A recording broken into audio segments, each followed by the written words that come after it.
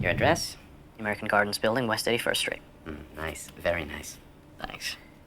Is that a raincoat? Yes, it is. Today we're gonna be taking a look at American Psycho. If there's one thing you can say about the film, it's definitely in a class of its own. The way it's able to blend comedy and horror set against the backdrop of materialism and conformity is still something yet to be replicated over 2 decades later. I guess that explains why the film's seemingly all over the internet in recent years, along with it of course being so damn memeable. So without further ado, here it is.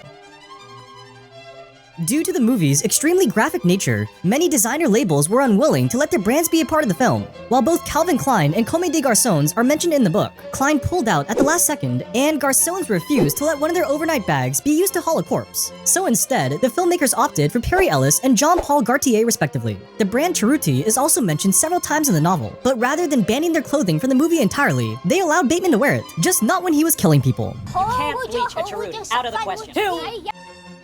Beside Christian Bale's impressive discipline when it came to method acting, he was also able to do this. He breaks into a sweat at the same time during every take. You have to wonder what exactly went through his head to make that happen.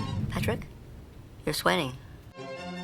One of the biggest misconceptions in American Psycho is that Patrick Bateman wears a Rolex, and it's no wonder that people might think that, as the word itself is mentioned a whopping 26 times in the novel. But when it came to putting them in the movie, Rolex wasn't having it, at least when it came to Patrick Bateman, as they allowed every character except him to wear their watches. So although what you see here looks very similar to a Rolex Datejust 16013, it's in fact a two-tone Seiko 5 SNJ X90. It also explains why this line from the book had to be changed. Don't touch the watch. I guess they could have had him say, "Don't touch the Seiko," but of course that doesn't have quite the same ring. If you thought the name Patrick Bateman sounded familiar, that's because it was actually derived from another iconic psycho, Norman Bates. Something I've always loved about American Psycho is the level of depth involved in many of the scenes. On your first watch through, the whole thing almost feels like a fever dream, though upon further viewings, you start to notice just how many subtle details there are that really shed light on the many themes present in the film. One such Easter egg is found in the second meeting between Detective Kimball and Bateman. As he's about to leave, Kimball pulls out a Huey Lewis CD and says something about how he just picked it up on the way there. Great, but that's all just a diversion from what he's actually doing, which is reflecting light from the CD case into Bateman's eye. The next question you have to ask yourself is, why the hell would he do that? And no, I don't think he's just trying to be a dick. I think instead, he's testing Bateman's reflexes. According to many studies, psychopaths tend to show autonomic hyporeactivity in response to aversive stimuli compared to non-psychopathic individuals. More or less, this means that psychopaths are unconsciously, overall, less reactive to any kind of unpleasant events. And having someone shine a friggin' light in your eye is definitely unpleasant. Most people have an automatic response to move away or cover up their eye. However, Bateman is stone cold and totally unbothered. I simply am not there. According to Mary Herron, she distinctly remembers 2 scenes in which Bale unexpectedly went off script. When he's jump roping, he totally improvised the crossover trick. And when he's about to kill Paul Allen, all the dancing and moonwalking was something that Bale just made up on the spot. I think they're undisputed masterpieces. Hip to be square. In preparation for taking on the role of Patrick Bateman, Christian Bale looked himself in the mirror and saw a problem. His teeth were far from perfect, and that just wouldn't fly if he really wanted to become the ultra-superficial, narcissistic Bateman, in his own words. So I thought, I like my teeth, but I'm not so attached to them that I'm going to ruin this whole movie because I refuse to get them done. Talk about dedication to his craft. Or maybe he just figured this was a good excuse to go get his teeth done.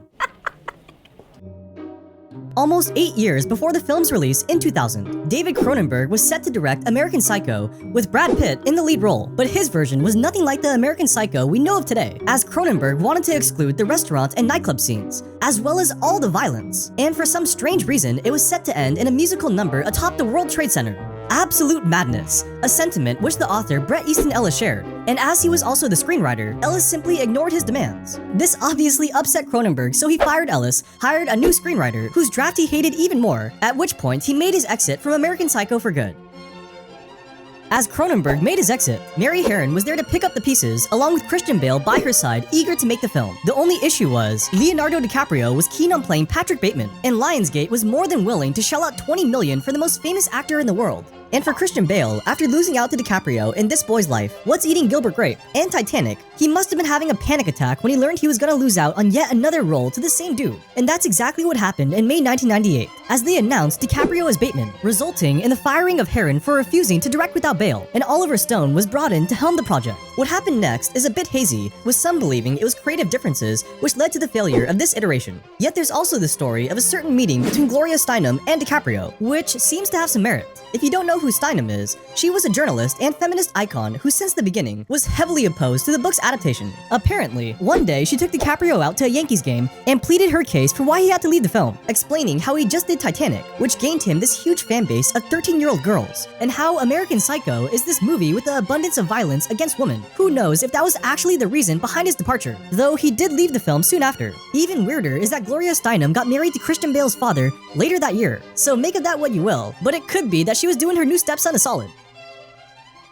When looking for inspiration on who to model Patrick Bateman after, a few names like Ted Bundy, Jeffrey Dahmer, and maybe even Richard Ramirez must have come across Christian Bale's desk as possible candidates. However, the person who Bale ended up modeling Bateman after wasn't a serial killer at all, and was funny enough none other than Tom Cruise. The idea came to him one day after watching Cruise on David Letterman, where he described him as having a very intense friendliness with nothing behind the eyes. Well, to be accurate, Mary Herron is the one who divulged this information in 2009, but according to the YouTube channel Don Geiler and commenter John Dalton, Tom Cruise's only appearance on Letterman prior to 2000 happened in 1988. The viral video you might have seen of him laughing took place sometime around 2004. This isn't to say I think she's lying, but it's highly likely that Herron misremembered it as being The Late Show when it may have been The Rosie O'Donnell Show, as she interviewed Cruise a week after filming started on American Psycho. Sorry for bogging you down with all the details, but I think you get the point no matter what interview Bale was talking about. Gotta return some videotapes. To add to the sense of confusion around whether or not Detective Kimball was onto Bateman, Willem Dafoe recorded 3 different takes for every meeting, one in which he didn't suspect Bateman at all, another where he had his suspicions. Where did he go to school? Don't you know this? I just wanted to know if you know. And also one where he basically knew that Bateman was the murderer. Eerie. Really eerie. Then in post-production, they spliced all the different takes together, making it very difficult to get a grasp on what he was actually thinking.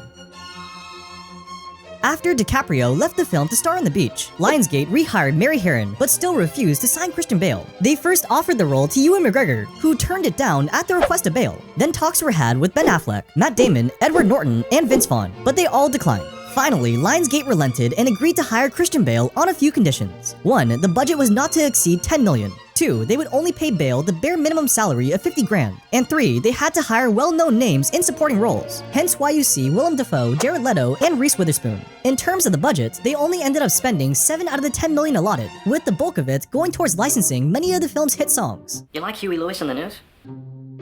When Patrick Bateman is leaving the dry cleaners, if you slow the video way down, he displays his true emotionless face for a brief second.